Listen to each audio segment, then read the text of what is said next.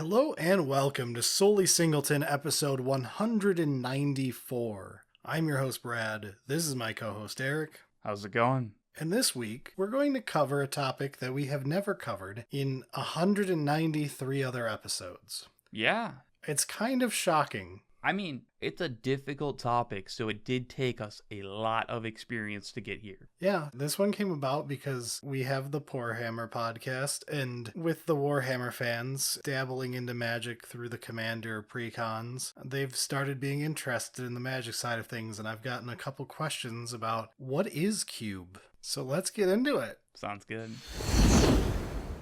All right, after 194 episodes, it's time for the most basic topic we can possibly cover. What's a cube, Eric? A cube can be anything, Brad. But what if the sides don't match in length? Then it's a special cube. All right, so cube in Magic the Gathering. It's kind of super basic to explain because it can be so many things, but a cube is a box of cards that you get together and play with. Okay, sounds good. Yeah, head out from here. Outro music.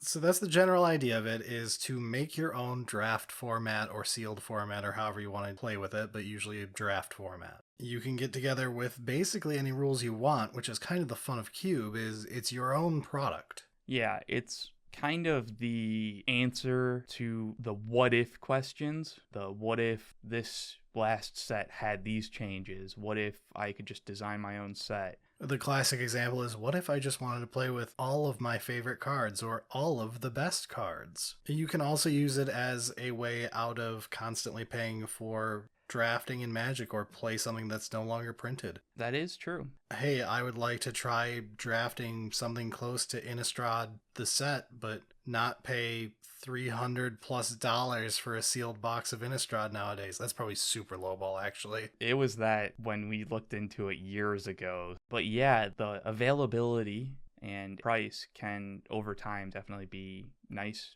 on Cube. But on the other side, you can spend as much money as you want. You can get all of the super powerful, hard to find versions of cards and be like, this is mine. And because it's not like a sanctioned tournament format, you can do whatever you want with it. You can proxy cards, especially if they're too expensive and you don't want to have to take out an insurance policy against a box. You can go super budget on it. You can try to build a cube for freakishly low budgets to let people get into the format. There's a lot of options. One of the things that I enjoy about Magic is thinking of new designs for cards, themes, that kind of thing. And it tends not to be really possible to balance custom cards in other formats. But if you design the format around those custom cards, then it can be balanced. Yes, because Cube is specifically a game design experience, in my opinion. Yes, absolutely. At least for the owner. For the people just playing it, it's a fun way to draft, and you have strong input on the game's design. Yeah. It's a great way to cut your teeth on game design, honestly. You have to learn when to kill your darlings. You've got to learn how to manipulate things to work the way you want, when to cut your losses. It's also fascinating to hear responses from players and try and figure out why they feel the way that they feel. Because oftentimes you don't know the exact reason, but you can point like, oh yeah, it didn't feel good. That wasn't fun. And like as a game designer, you get to, oh, I wonder why that wasn't fun. Let's try some new things out. Yeah, it gets into the whole game design aspect of people are really good at telling you that there is a problem. They're not good at finding the solution. Yeah. And that's your job as the designer, is to take the information they give, translate it into a solution for them. But at the same time, there's hundreds, thousands of cube lists out there that if you want, you can just copy it and be like, this is the cube environment that looks good to me. I don't really want to be a designer. I just want to enjoy this custom set. And that's perfectly fair. Yeah. And Cube is a great way for people to just argue with each other about their designs and their favorite things to do. I unironically think it's one of the more amusing parts of the Cube community. Oh, absolutely, yeah. There's a lot of sacred cows that some people just hate and others will go to great lengths to keep. Now, for construction purposes, there are some general rules that you'll usually find with cubes. So while everything has an exception case, here's a rundown of how they tend to work. Cubes tend to be between 360 and 720 cards. Why numbers like that? Because they're divisible for drafting. You need 45 cards per person usually in a Magic the Gathering draft. They are usually singleton unless they are something like a set cube where you are trying to pretend to be a draft format from Magic history, in which case you usually go up to like, times 4 of every common, times 2 of every uncommon, and times 1 of each rare, but only putting 1 rare in every pack. Sometimes people break singleton for a single card where they go, everything's singleton, but I've got 4 Squadron Hawks. Or I've got 2 of every fetch land, which is something we're playing with right now. You tend to use existing Magic cards from anywhere in Magic history and limit it as you see fit. There's more than 25,000 of the things, so it's not too difficult. Yeah, use existing Magic cards was more difficult back in like early 2000s, but there's a lot of unique Magic cards out there now, so it's not too restrictive to use existing Magic cards. And you try to design it to be mostly balanced as a draft format, usually getting close to balance on colors, trying to get curves for every color section to be acceptable so that decks will have the mana curve you want to see. Yeah, just general balance of the game kind of thing so that one deck or color isn't wildly more powerful than any of the others. And every cube has a theme to it, whether it's just cards I like or every card from an Innistrad set. And the theme of your cube can basically decide how your cube exists. There's things from, like you said, just whatever you have to the most powerful cards to set cubes to, the desert cube is one that has some very interesting restrictions by having to force you to draft the basic lands. A lot of the creativity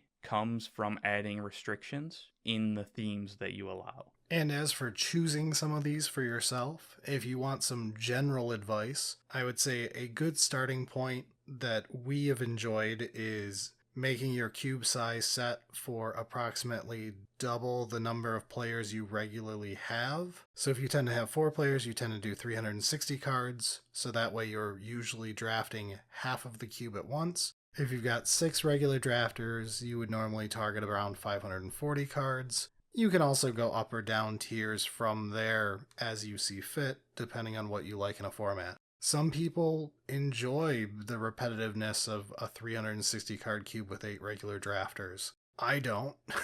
Well, and I mean, some people are only going to draft the cube once every 5 months, 6 months. True. The repetitiveness doesn't really matter because every 6 months is not going to be very common kind of thing. Whereas, if you're trying to draft it multiple times a week, then yeah, adding some extra cards to enhance the random factor during the draft generally works out better, but to each their own kind of thing. Yeah, and to give you ideas for cube themes, there are set cubes where you're trying to use cards only from a specific set or plane. You can have cubes based around only having access to certain colors. Some people will remove 2 colors and see what they can build a cube with only 3 of the colors in Magic. Yeah, there's rarity restrictions on you only allow commons or commons and uncommons. Real gangsters only allow mythics. Yeah.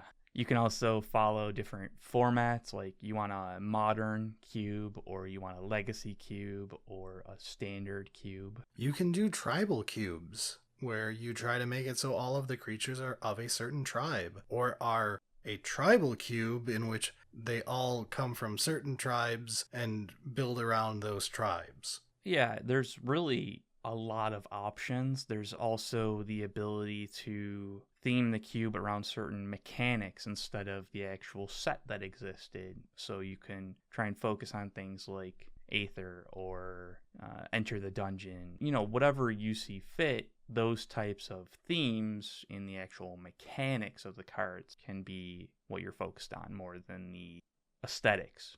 A Graveyard Matters cube would be the classic example. You can also just do a 1-drop cube. That's always fun. A lot of times you'll hear people say their cube is powered or unpowered, or low power, things like that. When a cube is powered, it means it involves the power 9 or other cards that are equally strong. Unpowered tends to mean the cube is targeting a strong format, but removing like the most insane cards from Magic history from it, so that you don't get super polarizing games where one person draws, Black Lotus or Ancestral Recall and is just way far ahead of the person who went turn 1 Llanowar Elf. There's also a cube that Wizards puts on for Moto every once in a while, and that depends on what they're trying to do. Sometimes it's the vintage cube or something else. The legendary cube, where they try to make everything legendary. Yeah, so you may hear other people bring up like, oh, the Moto cube. Well, it's the cube that Wizards put together, and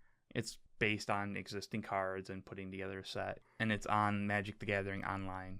Which you should never put money into. Yeah, don't actually go play that, but some of the cubes are interesting to look at, and you'll see it referenced. Yeah, but don't stress it too much if it's your first time. Look around, try out cubes that look interesting to you, throw a box of cards together with your favorite cards in it, and have your friends play, and you're gonna have a blast. It doesn't matter how bad your first cube is. Mine was a absolute disaster, and we loved every second of it. And I think one of the most fun parts of Cube is that you get to edit it. It's a living, breathing format. Yeah, and it sometimes, like, if you get to a point where you're just like, I want to lock it in, this is what it is, because we're only going to play it once a year, fine. But a lot of the fun of Cube is it's living and it's evolving, and you get to make changes. You get to enjoy the process of, oh, there's some new card that I want to try out, or there's some new support for this theme that I wanted to do, and maybe it's finally to come into fruition. Yeah,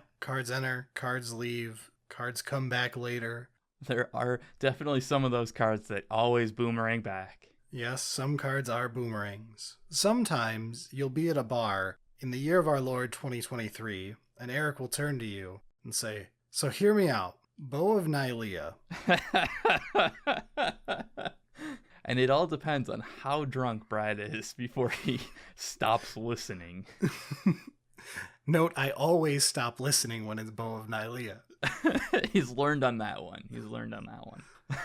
But yeah, it really is just a fun process to design, curate, and update the cube. So you don't have to worry about having it perfect at the start. Like, it's okay if things are unbalanced. It's okay if you don't have all the cards that you want. And if for some reason you're super frightened of doing it yourself, we specifically design budget cubes on our show semi-regularly so that there are multiple entry points at whatever your price range is to try to get you from 0 to a cube. And those are not meant to be static things you keep forever. They are a jumping off point for you to start editing as soon as you get it together. Yeah, and I mean, one of the great things about Cube is the community is pretty open to talking about Cube, honestly, to a point that it can become a bit much. We're prime examples. I mean, we made a podcast. 194 episodes and counting. Yeah, but luckily, that does mean that if you're having trouble figuring something out,